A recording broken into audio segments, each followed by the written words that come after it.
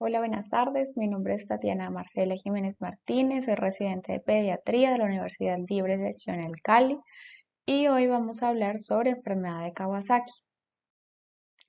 Entonces, la enfermedad de Kawasaki es una vasculitis sistémica aguda y autolimitada con complicaciones potencialmente peligrosas que afectan sobre todo a lactantes y niños pequeños, aunque también puede afectar a adolescentes y adultos.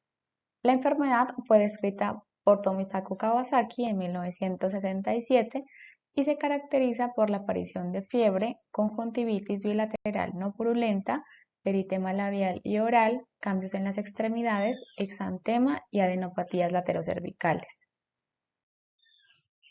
La enfermedad de Kawasaki es una vasculitis aguda autolimitada que afecta a vasos de pequeño y mediano calibre. Es la causa más común de enfermedad cardíaca adquirida en niños en países desarrollados y la segunda causa de vasculitis en la infancia después de la púrpura de Henoch-Lane. Aunque el proceso inflamatorio se resuelve espontáneamente en la mayoría de los pacientes, hasta un 25% de los pacientes no tratados presentan afectación de las arterias coronarias, que se reduce a menos del 5% en los niños tratados con inmunoglobulina intravenosa a altas dosis, por un mecanismo que aún es desconocido.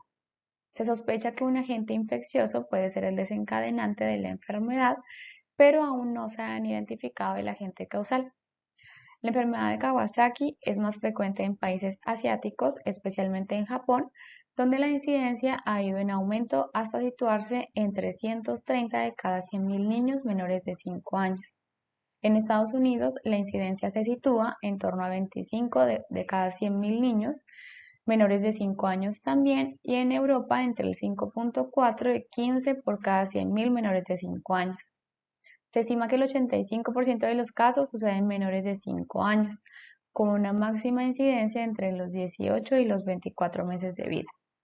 La enfermedad de Kawasaki es menos frecuente en menores de 3 meses o mayores de 5 años, siendo en ambos grupos mayor el riesgo de desarrollo de aneurismas de las arterias coronarias. La proporción entre varones y mujeres es de 1.5 niños por cada niña. Se ha observado una mayor incidencia en los meses de invierno y primavera, aunque los hallazgos clínicos de laboratorio y las características epidemiológicas de la enfermedad sugieren un origen o desencadenante infeccioso. Hoy en día aún no se ha podido identificar el agente etiológico infeccioso único. Tampoco se ha podido demostrar que la enfermedad se asocia a la exposición a fármacos o que se desarrolle en respuesta a un superantígeno. Una de las teorías actualmente más aceptadas sugiere que la enfermedad, como lo he venido nombrando, puede ser causada por un agente infeccioso que se inhalaría e infectaría células epiteliales bronquiales ciliadas de tamaño mediano. Estudios recientes, basados en el análisis de las grandes epidemias de enfermedad de Kawasaki en Japón, sugieren que el agente causal podría ser un agente medioambiental transportado por vientos troposféricos. Paralelamente, la alta incidencia en las comunidades asiáticas y el mayor riesgo entre hermanos de los casos sugieren que los factores genéticos del huésped son importantes en la patogénesis de la enfermedad de Kawasaki. Se han publicado algunos estudios de asociación de genoma completo, GWAS, en enfermedad de Kawasaki y se han identificado varios loci biológicamente implicados en la inflamación, la respuesta inmunitaria y también el estado cardiovascular. Es así que una hipótesis razonablemente abierta es que la enfermedad de Kawasaki está causada por un agente infeccioso aún por identificar que produce enfermedad solo en individuos genéticamente predispuestos, particularmente asiáticos. Su rareza en los primeros meses de vida y en adultos sugiere un agente al que estos últimos son inmunes y del cual los lactantes muy pequeños están protegidos por anticuerpos maternos pasivos. El curso evolutivo se divide en tres fases. La primera es el periodo febril agudo, que dura aproximadamente 10 días, seguida del periodo subagudo, que dura entre 2 y 4 semanas, y por último está la fase de convalecencia, en que se resuelven la mayoría de los síntomas. La enfermedad de Kawasaki presenta las siguientes manifestaciones clínicas, empezando por la fiebre, que aparece en el periodo agudo en el 100% de los casos y suele ser elevada, a veces hasta de 40 grados centígrados, No responde a los antibióticos y sí de forma parcial a los antipiréticos. El periodo febril puede durar de 5 a 25 días con un tiempo medio de 10 días, seguido de la conjuntivitis que ocurre en el 85% de los casos y se trata de una inyección conjuntival no supurativa bilateral frecuentemente intensa, principalmente en la conjuntiva vulvar. Hay alteraciones bucales que aparecen en el 90% de los casos, se inician en la fase aguda y duran aproximadamente lo mismo que las lesiones oculares. Los labios pueden estar secos, agrietados, también engrosados, con una lengua de aspecto aframbuesado y puede haber enantema. El exantema es polimorfo y puede ser maculopapuloso, escarlatiniforme o multiforme. Comienza frecuentemente en superficies extensoras de los miembros para después extenderse por el tronco. Es característica la afectación perineal. No se aprecian vesículas, costras ni bulas como en las que se observan en el síndrome de Stevens-Johnson. La erupción suele desaparecer en 1 o 2 semanas, al igual que la fiebre. Y también se describen las alteraciones en las extremidades que hacen referencia inicialmente a un eritema florido de las palmas y las plantas o a un edema endurado sin fobia. Luego en la fase de convalecencia, al final de la segunda semana, se describe la presencia de una descamación que es de comienzo a nivel periungueal, característica de la enfermedad, aunque puede no presentarse en la fase de convalecencia, puede presentarse también las líneas de Beau, que son líneas profundas transversas que atraviesan las uñas. También se describen linfadenopatías, que es un criterio mayor que aparece en menos ocasiones, aproximadamente en el 70% de los casos. Las linfadenopatías cervical suele ser unilateral, con afectación de un único ganglio linfático, que es doloroso, es duro y de más de 1.5 centímetros de diámetro, que remite a medida que cesa la fiebre. Ocasionalmente puede haber adenopatías más generalizadas. Y la afectación cardíaca, que siempre se debe pensar, buscar y vigilar, porque es la afectación que puede otorgarle gravedad al proceso.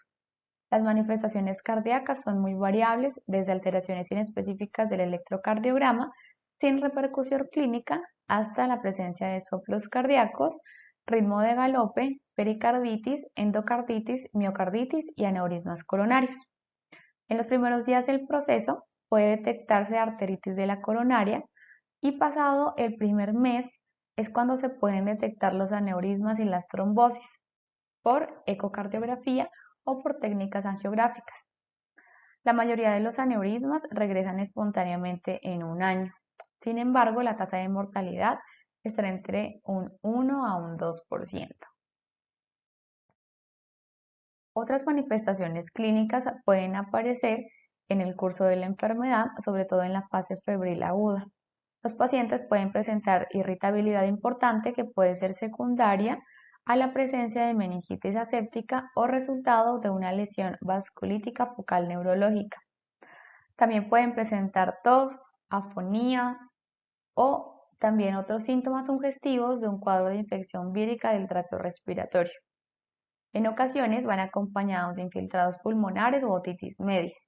Puede aparecer dolor abdominal similar al observado en los niños con púrpura de Henoch-Lane, acompañado o no de diarrea.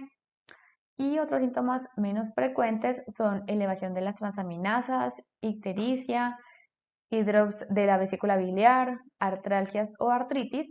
Un 55% más o menos de ellas se describen como oligoarticulares, 45% poliarticulares, sobre todo el compromiso de rodillas, de codos y de grandes articulaciones.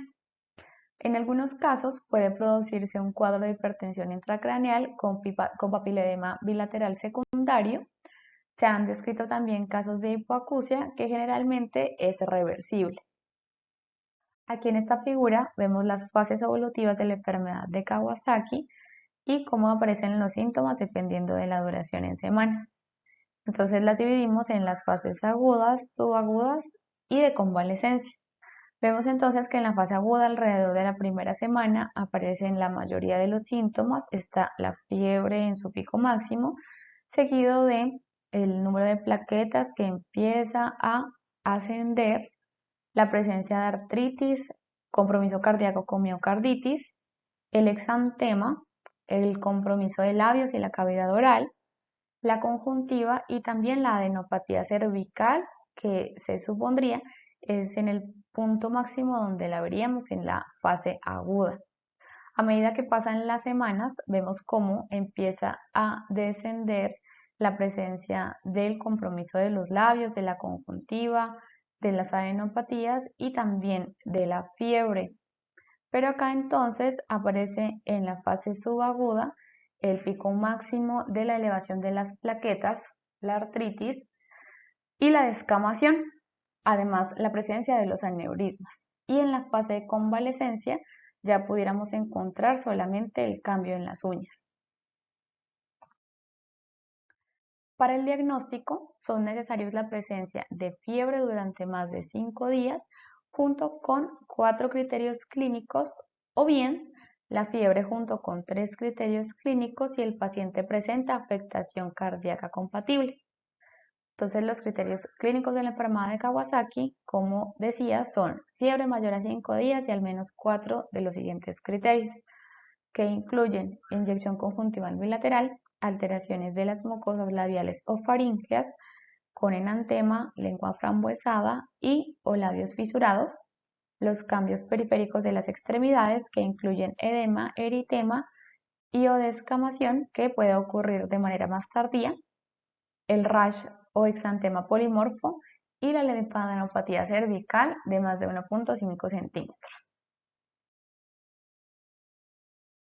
En el diagnóstico son importantes exploraciones complementarias, entre las que están en el hemograma, donde vamos a encontrar con frecuencia leucocitosis por encima de 15.000 con desviación a la izquierda, una anemia no morbocítica normocrómica, trombocitosis, es decir, plaquetas por encima de 450.000, PCR y BCG elevadas y elevación de transaminasas y ferritina y una albúmina baja. El sedimento urinario con una piuria estéril puede ser frecuente en la presentación. En faringotest negativos, la exploración oftalmológica con signos de conjuntivitis y podríamos encontrar una ecografía abdominal con hidrops de la vesícula biliar. En la ecocardiografía, los hallazgos pueden incluir miocarditis, insuficiencia mitral, alteraciones en el ritmo cardíaco, aneurismas o vasculitis coronaria.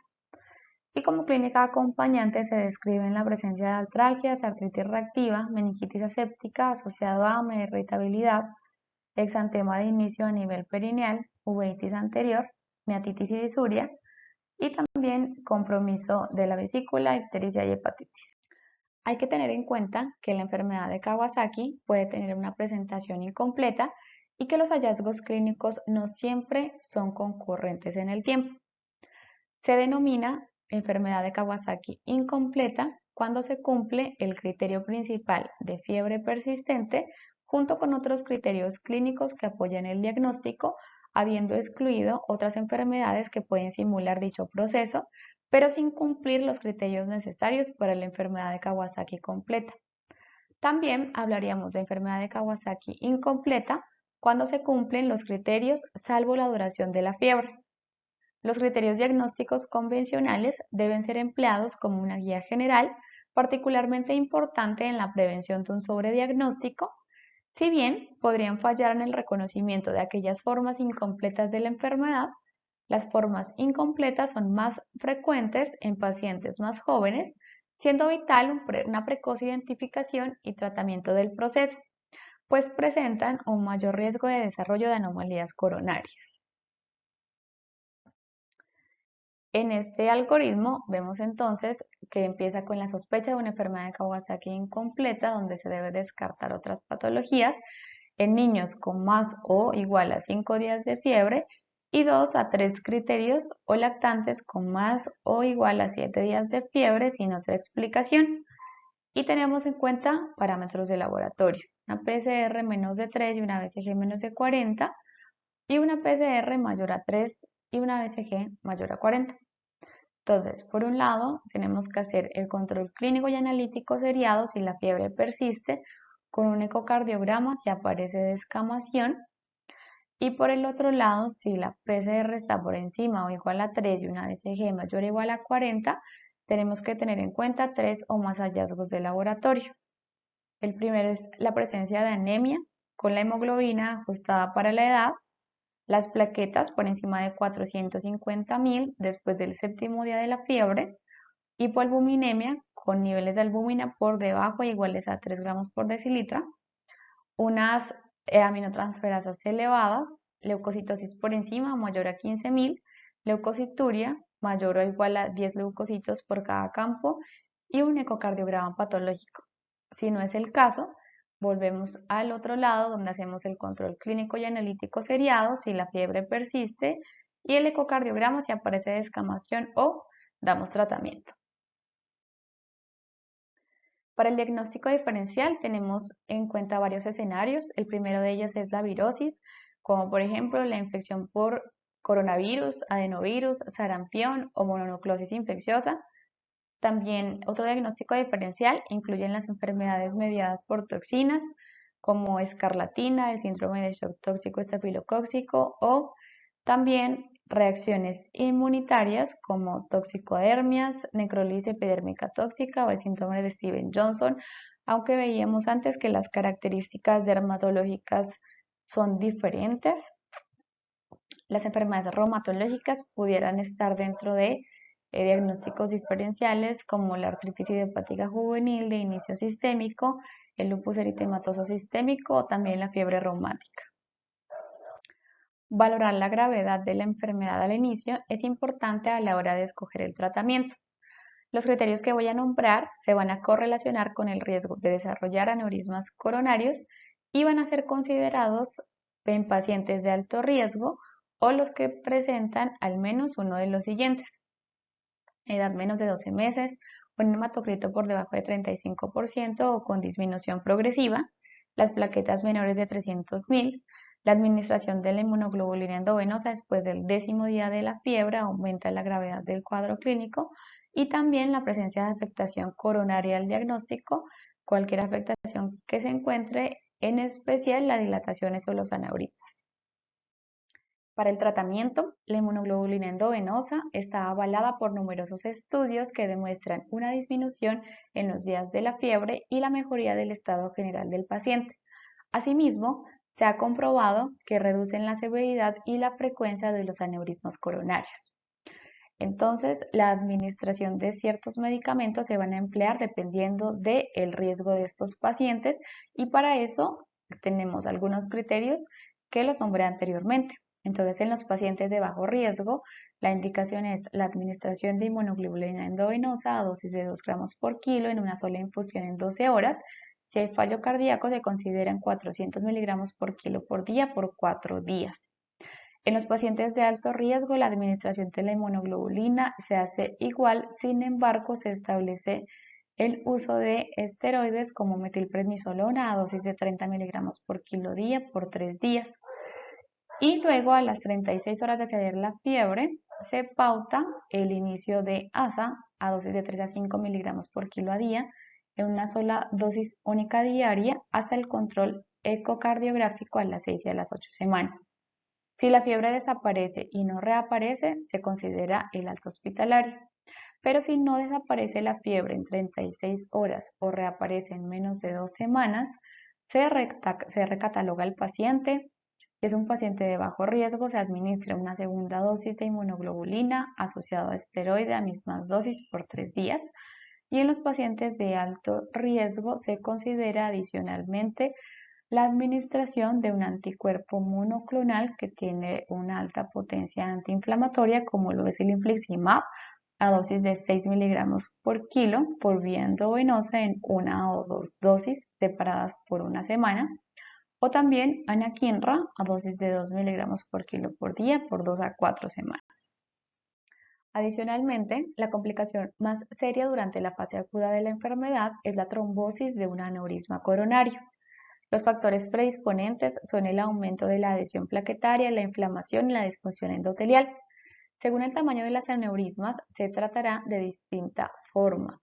Entonces, vemos que en los aneurismas de pequeño tamaño, es decir, un Z-score por ecocardiografía entre 2.5 a menos de 5, se utiliza monoterapia con dosis bajas de ASA a dosis de 3 a 5 miligramos kilo día.